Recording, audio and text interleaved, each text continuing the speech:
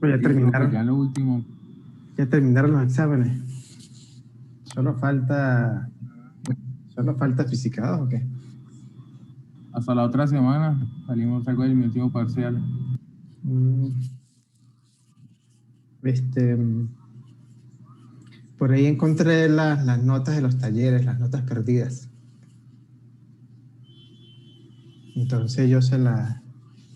Bueno, ya cuando les dé las notas del segundo examen, les doy las notas del taller, que ya las tengo ahí, que las pasó las pro.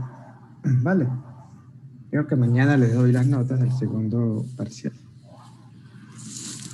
Estoy terminando. La escuela mandó una comunicación para hacer el examen el 4 o el 5, que es jueves o viernes. Yo no sé qué opinan ustedes, si es muy pronto o muy tarde, o lo quieren ya.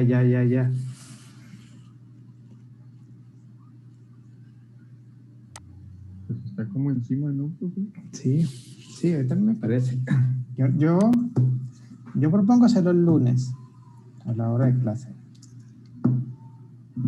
Profe, es que yo el lunes tengo programado ya otro parcial a esta hora, a las 4. Claro, pero que esta hora son...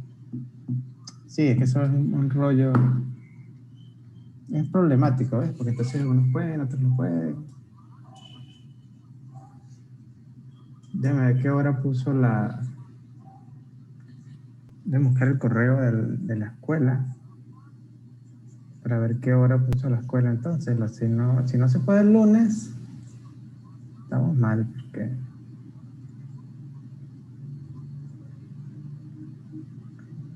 Busco.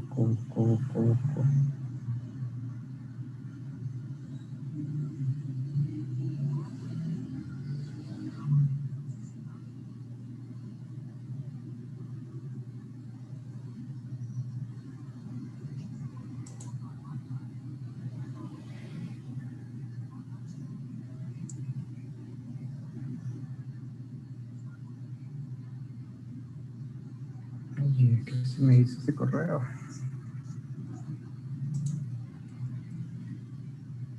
Física 2 para el jueves 4. Dice acá.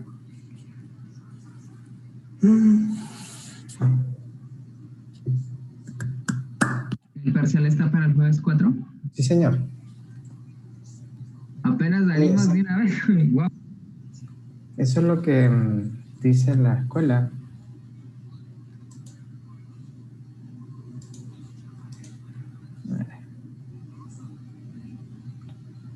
Jorge Martínez, Escuela de Física, jueves 4, Física 2, viernes 5, Física 3 y Mecánica Analítica.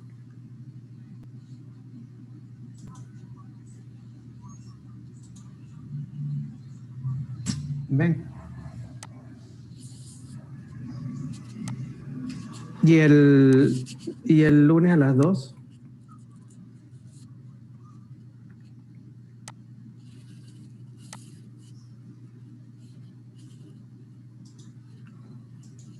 Pues Sí, estaría profe. bien, pero ¿quién no podría?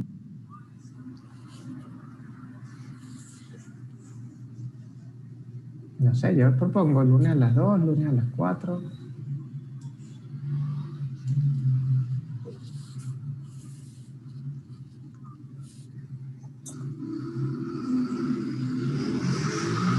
Lunes a las 6 también, si quieren.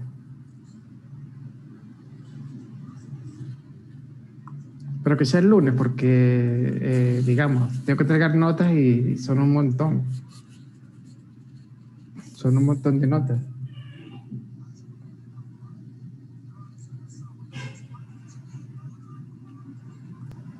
Pues sí, el lunes, profe. Pongamos hora. A las 6 de la tarde, ¿no? Una encuesta, una votación. ¿Alguien no puede a las 6 de la tarde? Yo no puedo, profe. Yo tampoco. Vieron. Entonces a las 2. ¿A las 2? A las 2.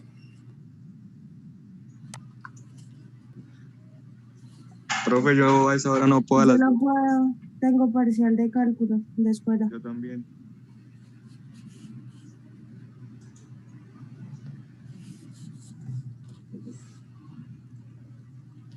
Pues bueno, no sé, esa es la acción.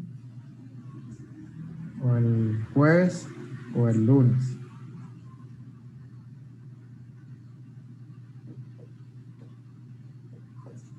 Digamos, yo les colaboro con el lunes. Hago el loco Profe, ahí con la fecha de la escuela. Pero ¿y el sí, lunes en la pues, mañana no se podría? es que no van a poder. ¿Quién puede el lunes a las 10? ¿O quién no puede el lunes a las 10, mejor dicho?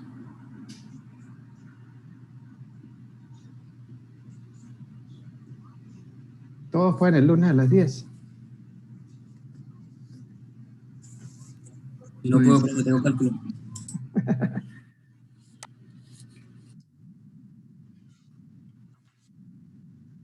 El parcial de cálculo.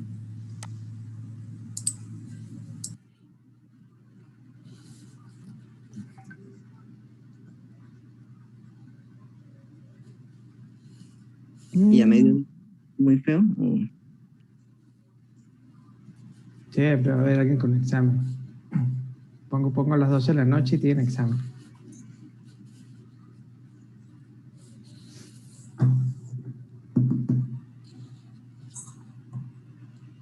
Y entonces,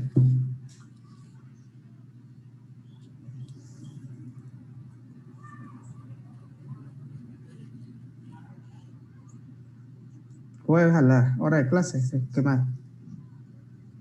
Jueves a las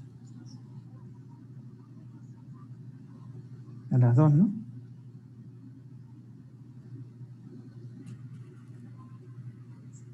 Entonces sería el jueves. Pues sí, porque Profe, nadie puede el lunes en eh, ninguna obra. ¿y qué temas son? ¿Es de escuela o lo hace usted? No, yo lo hago. Lunes a las 8 de la mañana. Profe, entonces el parcial no es por escuela. No, yo lo hago. Lo que yo me puedo hacer es loco Ok. con el día. Sí, pero la escuela pone la fecha y ahí, entonces uno se reporta ahí y tal. Lunes a las 8.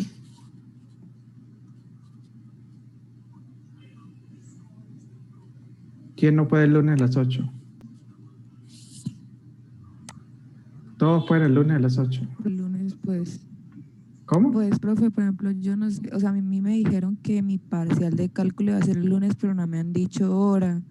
Y por lo que es que creo que todos los parciales de escuela de cálculo, los últimos van a ser el lunes. Entonces,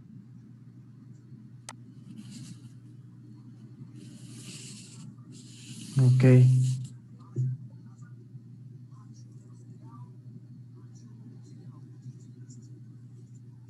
Jueves, entonces. Y si el parcial lo hace este jueves, ¿qué temas van a entrar? Pues lo poquito que vamos a ver hoy, que es la ley de para y ya está. Me parece. Pues si los compañeros, no, o sea, si todos no nos ponemos de acuerdo para el lunes, no sé si Sí, ya pero dependa únicamente entonces la fecha del profesor. yo el lunes no tengo problema, pero Está un poco complicado porque varios tienen hora. Varios claro. tienen. Profe, ¿y el parcial usted lo hace por la plataforma Moodle? Porque, por ejemplo, usted puede programar que cualquier persona entre en el día del lunes, 2 horas y ya, y se cierre. No sé si se puede hacer eso o algo así. Lo pongo en el Classroom, no es la misma cosa. Pero el compañero dice tipo, lo dejas para ese día y en cualquier momento alguien puede hacerlo.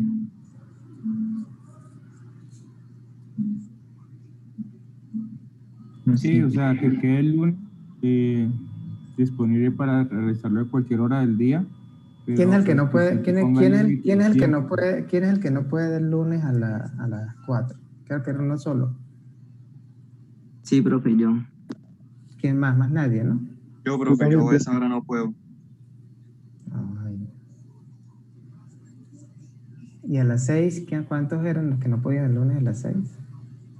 Yo, profesor, yo tampoco puedo.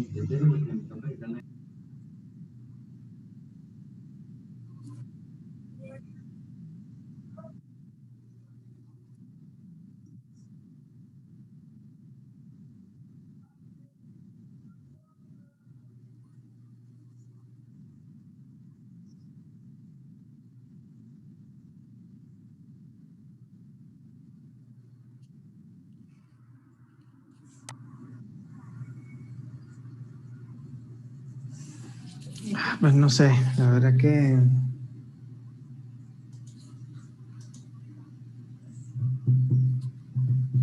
con los otros cursos no tuve tanto problema con ustedes, que está difícil.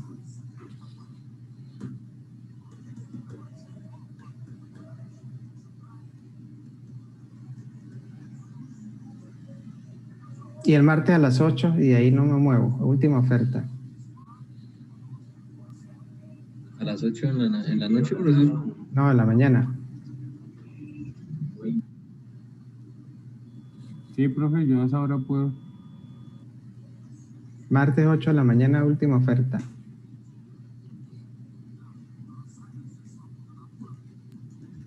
Listo. Sí. No se diga más.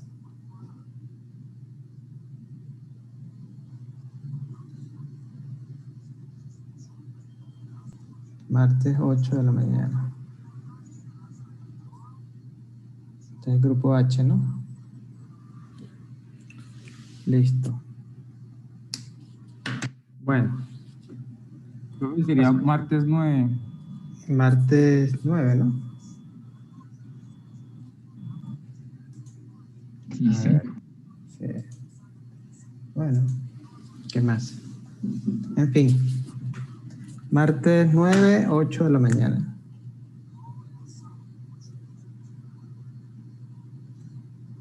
¿Ok?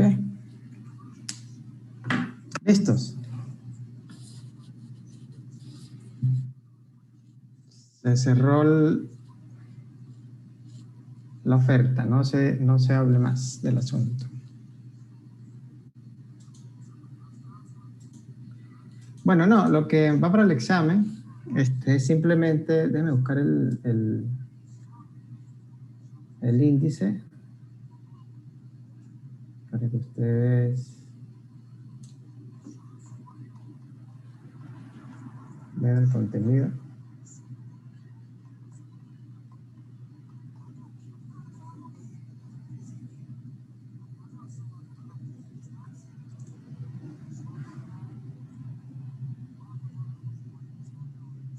Vamos a verlo con más detalle.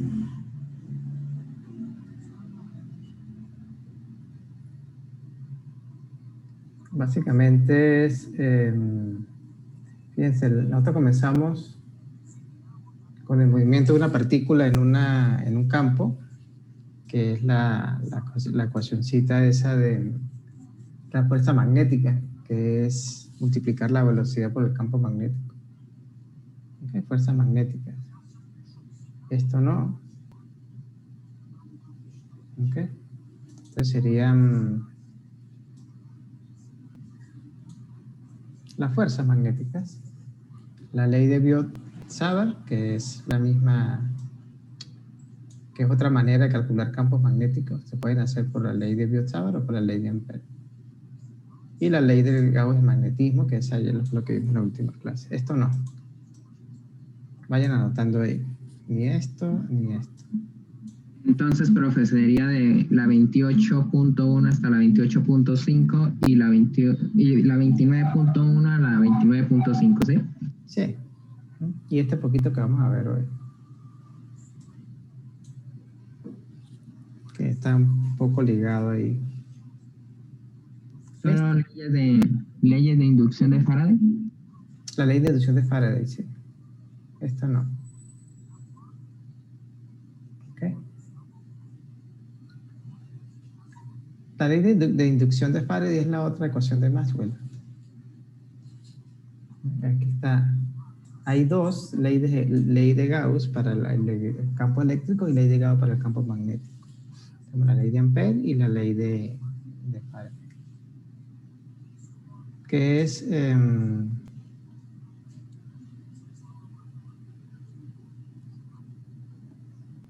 esta, que es la que explica el fenómeno que yo les he hablado, ¿okay? Que es que si uno tiene un imán de un imán, su polo norte y su polo sur, y lo mueve, hace movimientos del imán, de manera tal que las líneas de campo del imán intersecten una espira. Fíjense que esto es una espira, ¿no? Un pedazo de alambre. Entonces, ese movimiento produce una corriente en la espira. ¿Ves? Aquí es -1 y +1. El movimiento va a depender, fíjense, la dirección de la corriente tiene que ver con el hecho de que yo mueva el imán hacia adentro y se produce una corriente en este sentido. Y si lo muevo hacia afuera, cambia el sentido de la corriente. ¿Ves? Pasó de +1, pasó de menos. Si el imán lo mantengo quieto, no pasa nada. ¿Okay? Entonces,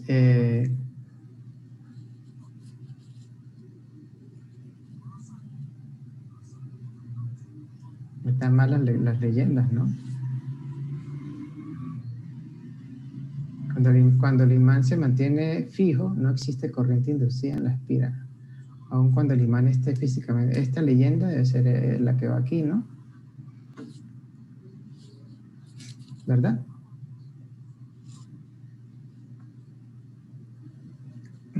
Sí, ¿no? Sí. Está mal la leyenda. Eso es la traducción. Cuando hacen las traducciones se equivocan. La guerra de las editoriales. Entonces esta leyenda es la que va aquí. Cuando se mueve un imán hacia una espira de alambre conectada a un amperímetro, su lectura indica que se ha inducido una corriente en la espira. ¿Okay? Y cuando el imán se mueve alejándose de la espira, hasta así está bien, el amperímetro mide una corriente en la dirección opuesta. ¿Se dan cuenta? Y esto es una manera fácil de producir electricidad, ¿no? Imán que se mueva en una espira produce corriente. ¿Y qué tal si en vez de una espira pongo muchas espiras? Pues tengo más corriente. ¿Ok? Y si la espira la muevo constantemente para atrás, para adelante, para atrás, para adelante, para atrás, para adelante, entonces tengo una corriente que va, una corriente que viene, una corriente que va, una corriente que viene. O sea, tengo una corriente alterna. ¿Ven? Ese es el generador de corriente alterna. Vale. Y como vamos a ver, como pueden ver ustedes en este dibujito esquemático, hay una cantidad de líneas que son las que inducen la corriente. Esas líneas son las que atraviesan la espira. Pero no es exactamente el número de líneas, porque si fuese el número de líneas, aquí se produciría una corriente. ¿Ve? Entonces, ¿qué es lo que creen ustedes que está cambiando ahí cuando yo muevo la mano?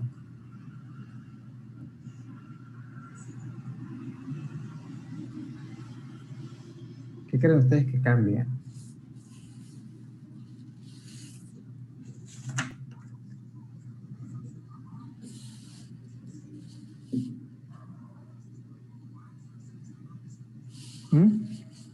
¿Quién me dice? ¿Quién tiene una idea?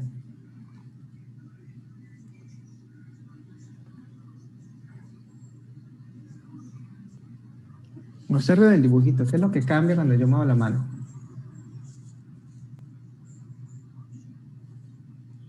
La dirección de la corriente. No, la corriente es un producto. La corriente es el resultado de yo haber movido el imán de esa manera. ¿No? ¿La qué? La cercanía del imán. Sí, pero hay una cosa allí más importante que la cercanía.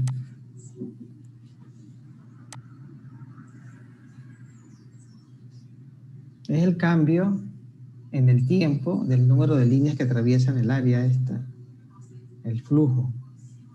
El cambio del flujo en el tiempo. ¿Okay? Ustedes vieron la noción de flujo. El flujo son el número de líneas de campo que atraviesan una superficie. Ese es el flujo. ¿Okay? En el caso de la electrostática, pues ese flujo era un flujo estático allí. Entonces uno lo calculaba con la ley de Gauss. ¿De acuerdo? Y la ley de Gauss es el cálculo del flujo de líneas de campo en una superficie cerrada. Aquí cambia el flujo en el tiempo, o sea, porque estoy moviendo la mano. ¿Ven que cuando no muevo la mano no hay corriente? Tiene que ser un flujo que cambia con el tiempo. ¿Ok? ¿Sí? Entonces, flujos que cambian con el tiempo producen corrientes, flujo de líneas de campo magnético. Y acuérdense que las corrientes, atención, las corrientes que circulan por una espira también producen campo magnético, ¿no? Tengo ahí un doble efecto. Y esto,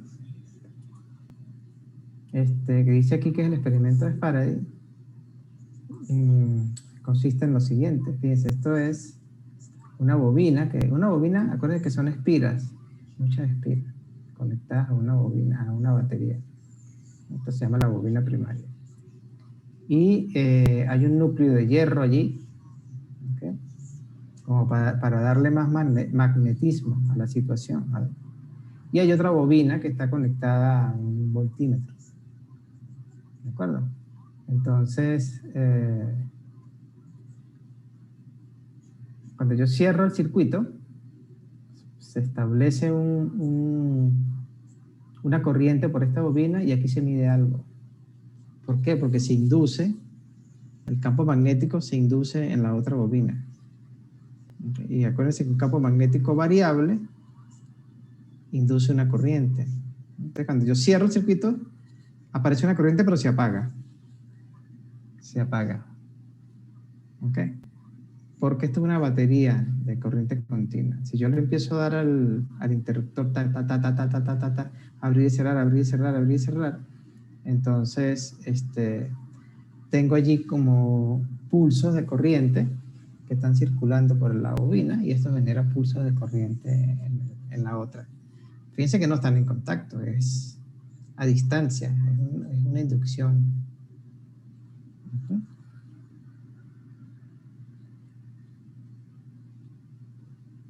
Ok, ese es el principio de los transformadores, cómo funcionan los transformadores. Entonces, el flujo del campo magnético cambiando con el tiempo produce una fuerza electromotriz. Es lo que por aquí lo debe indicar. Hemos discutido que una corriente se debe a una fuerza electromotriz. ¿Se acuerdan cuando hablamos de las baterías, qué sé yo? Por lo que decimos que una fuerza electromotriz es inducida por un campo magnético cambiante. La palabra cambiante es importante. Los experimentos muestran que la FEN inducida en una espira de alambre se relaciona con la rapidez del cambio en el tiempo del flujo magnético a través de la espira. Este enunciado puede ser escrito matemáticamente como la ley de inducción de Faraday. Esta sería la ley de inducción de Faraday de tipo A, que es más general. Esto lo voy a sustituir por un integral del campo eléctrico. Esa sería la ley. Acuérdense que el flujo, este flujo es esto. ¿Okay?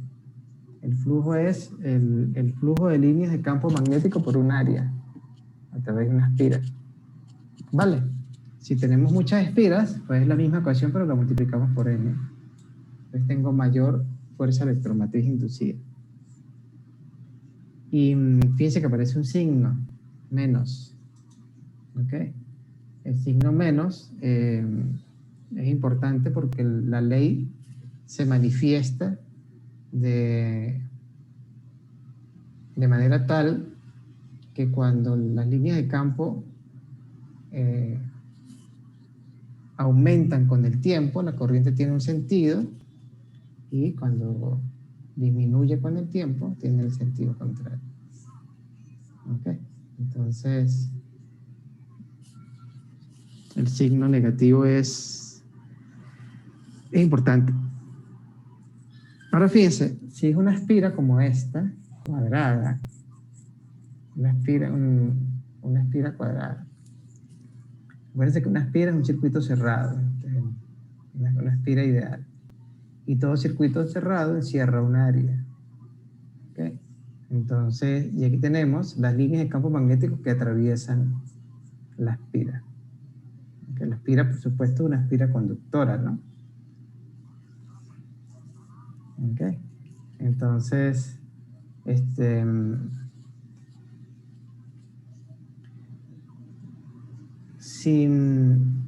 como el flujo del campo magnético es un producto, este producto, B.dA, entonces lo puedo escribir de esta manera, ¿verdad?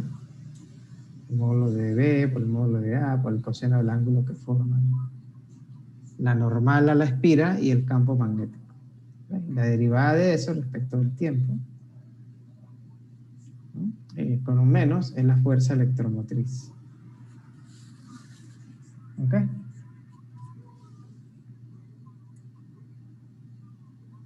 ¿Listo?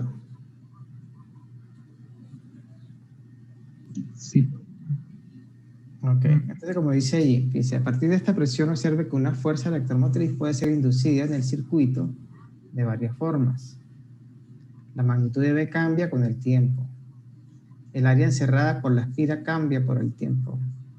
El ángulo θ entre B y la normal de la espira puede cambiar con el tiempo. Cualquier combinación puede presentarse de lo anterior.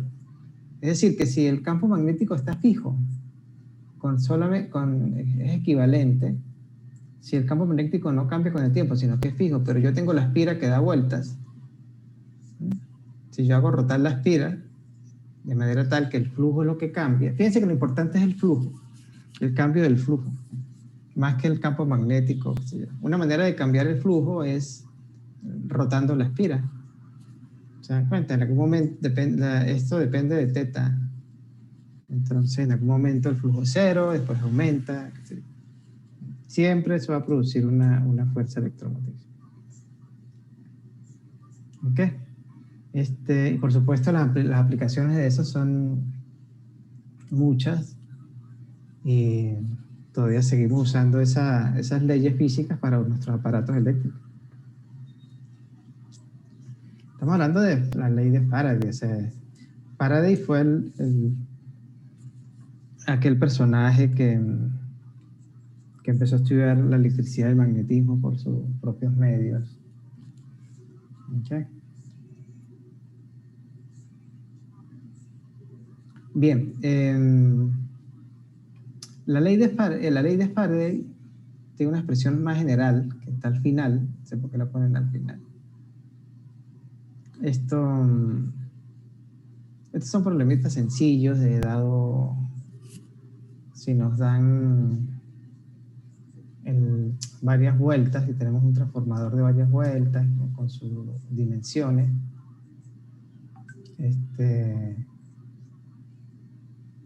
Un campo magnético que cambia de 0 a 50 en un determinado tiempo, y nos dan la forma del campo magnético. Esta. No nos la dan como un seno, un coseno, sino como una exponencial. O sea, si nos dan la forma del campo magnético, estamos resueltos porque la derivamos respecto del tiempo para calcular la fuerza electromotriz, que es lo que hacen acá.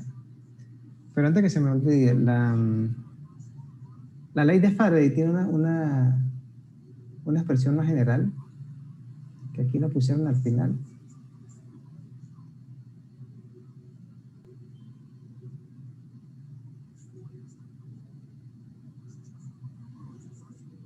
¿Dónde está? Aquí está.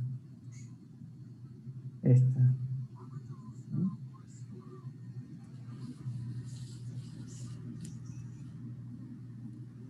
¿Ves? La ecuación 30.1 es la primerita que yo les mostré, la que tiene la fuerza electromotriz acá. Entonces,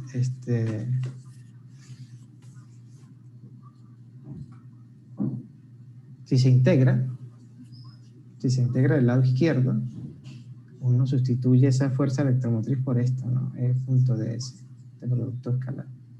Y esta es la ecuación, esta es la ley de Faraday en sí, la que aparece en las ecuaciones de Maxwell. O sea, esta es una expresión general.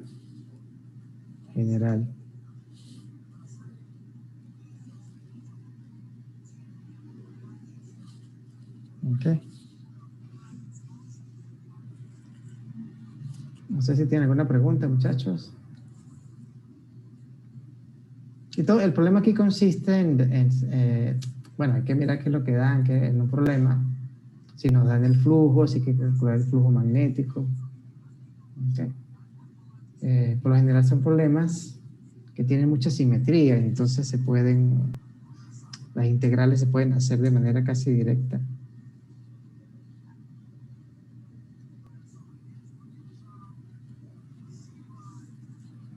A ver, ¿de qué trata esto? Dice, un solenoide largo de radio R tiene n vueltas de alambre por cada unidad de longitud y porta una corriente variable en el tiempo. Y la corriente, como es variable, tiene una forma que depende del tiempo. Una corriente alterna, ¿ves? Donde I máximo es la corriente máxima y omega es la frecuencia angular. Me están diciendo que la corriente cambia como una función coseno. O sea, aumenta, se hace cero, aumenta, se hace cero, aumenta en los dos sentidos, ¿no? Se hace positiva o negativa, porque esto es un coseno. Acuérdense que el coseno va entre -1 y 1. Dice, determina la magnitud del campo eléctrico inducido en el exterior del solenoide con una distancia R mayor que R grande a lo largo del eje central. ¿Cuál es ese eje central? Pues el eje del solenoide. Tenemos que imaginarnos que hay un eje central acá.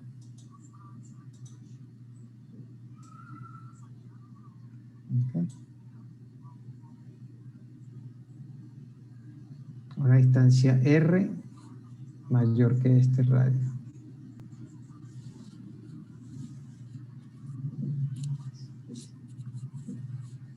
Ok.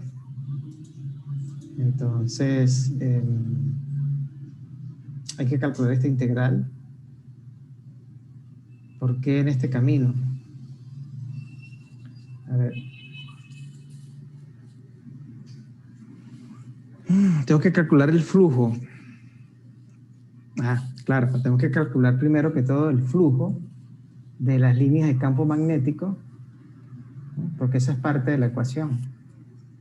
Hay que calcular este lado de la ecuación, el flujo, y este lado de la ecuación para el campo eléctrico. De hecho, de ahí se despeja el campo eléctrico.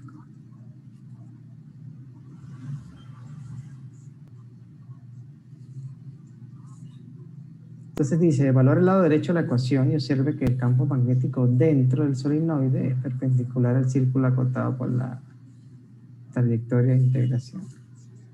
Entonces calcular el campo eléctrico dentro del solenoide. Eso es el flujo. El flujo es el campo magnético por el área de la espira, que es pi r cuadrado. Okay.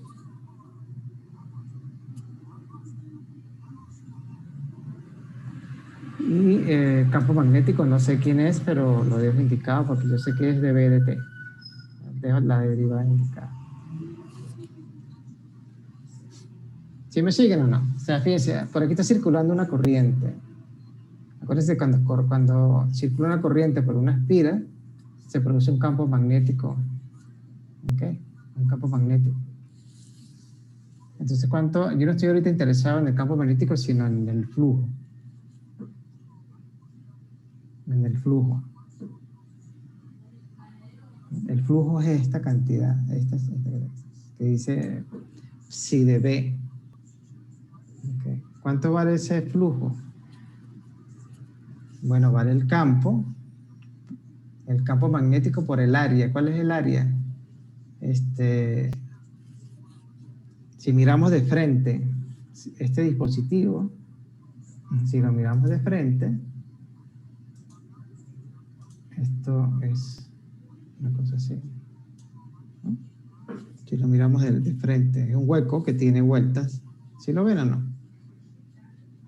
El alambre está enrollado sobre este tubo, como un tubo hueco, y el alambre está enrollado ahí. Ahí tiene vueltas. Entonces, aquí adentro hay un campo magnético. ¿No? Y esto tiene radio R. ¿De acuerdo? ¿Cuánto vale el campo magnético ahí? No sé. Pero el flujo sí lo puedo determinar, porque el flujo es el campo por el área que está allí. Y el área es pi por r cuadrado.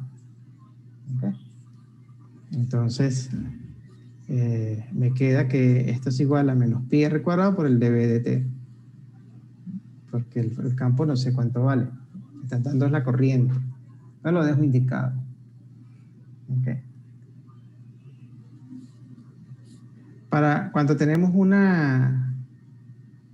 si ustedes revisan arriba, van a ver que el campo magnético para una espira era proporcional a la corriente. Entonces, acá, ¿se acuerdan? Me están dando la corriente en el problema. ¿Ve?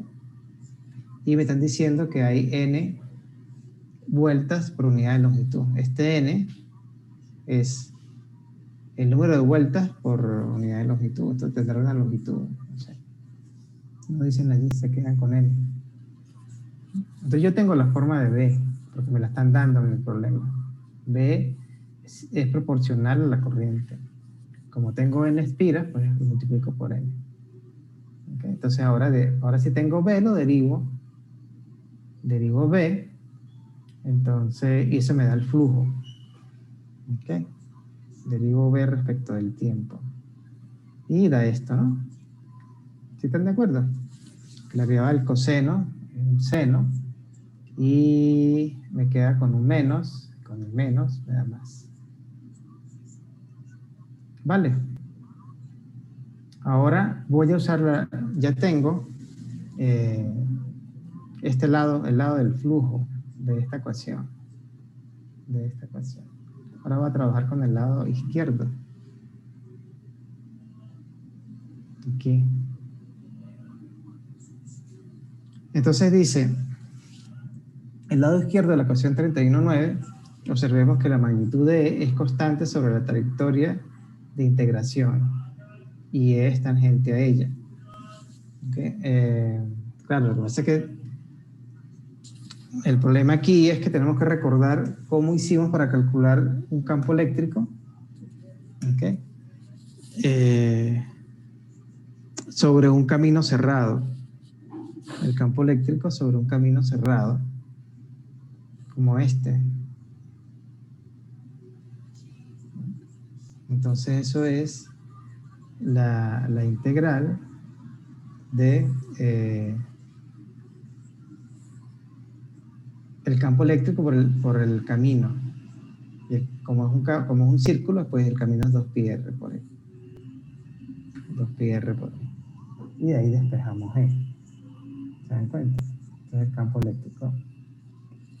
Entonces los problemas son básicamente eso. Pero entonces hay que tener claro muchas cosas.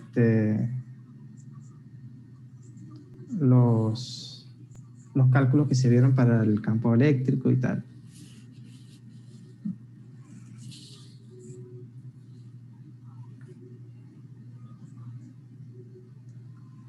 Okay. Esto para R mayor que R.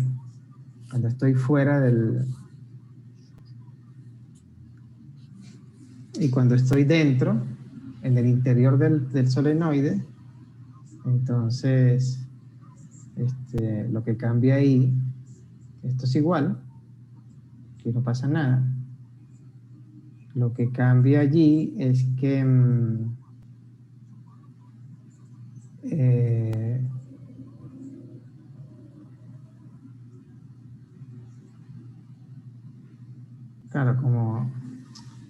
Lo que cambia aquí es que cuando se calcula esta expresión, no me queda en términos de R pequeño, sino de R grande. Me queda en términos de R pequeño y no en términos de R grande. ¿Sí ven? Acá. Este R es el R que traigo originalmente cuando calculé el flujo. Pero aquí adentro del solenoide, pues ya no existe R grande, porque dentro del solenoide el R es menor que ese R grande. Entonces todo queda escrito en términos de R pequeña. Y esa es la diferencia entre una solución y la otra.